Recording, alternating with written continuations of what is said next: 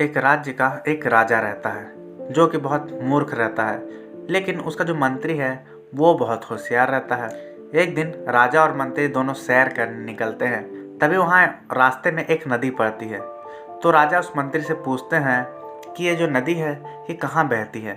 तो मंत्री जवाब देता है, ये जो नदी है ये पूर्व की ओर बहती है और वहाँ के लोग इसका यूज़ करते हैं। तो राजा को लगता है गुस्सा कि फ्री में कोई हमारा पानी कैसे यूज कर सकता है। तो राजा यह आदेश देता है कि यहाँ एक दीवार बना दो जिससे पानी उधर ना जा पाए। लेकिन मंत्री उन्हें समझाता है तो राजा उसे डांटते हैं और कहते हैं जैसा मेरा आदेश है वैसा कर। अब राजा का आदेश मंत्री तो मानेगा ही। मंत्री अपने कारीगरों को लगाता है और दीवार उठवा देता है और पानी जाना बंद। फिर कुछ समय बाद ऐसा भी समय आता है जब वो नदी का पानी भर जाने के कारण जिससे उनके घरों में पानी घुस जाता है।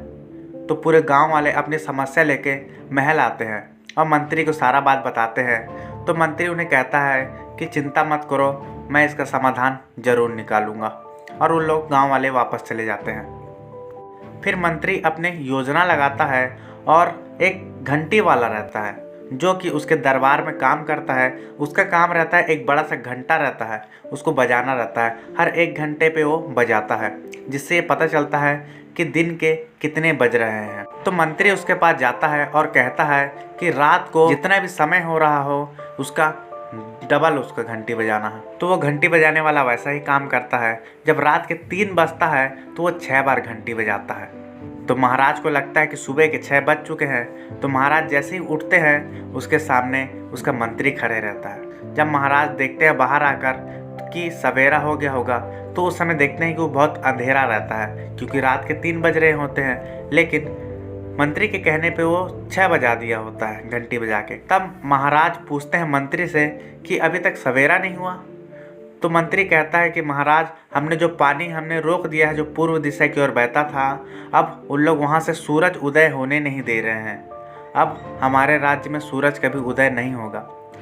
ये सोचकर राजा बहुत डर जाता है और कहने लगता है कि अगर ऐसा हुआ तो अनर्थ हो जाएगा। तुम फौरन ही उस पानी को जाने दो ताकि सूरज उदय हो सके। ये बात सुनकर मंत्री मनी मन बहुत मुस्कुराता है और फौरन उस दीवार को तोड़वा देता है।